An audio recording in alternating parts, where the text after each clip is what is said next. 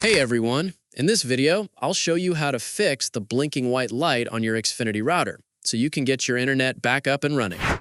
A blinking white light usually means your router is trying to connect to the Xfinity network but isn't fully online.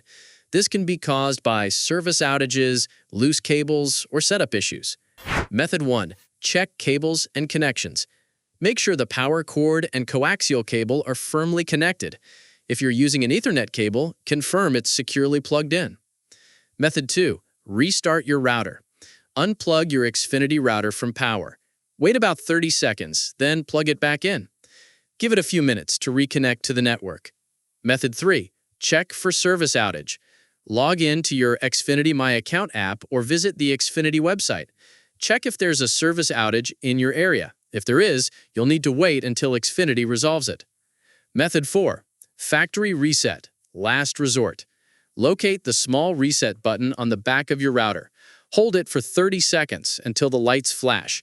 This will reset the router to factory defaults. Important notes: a steady white light means your router is fully connected.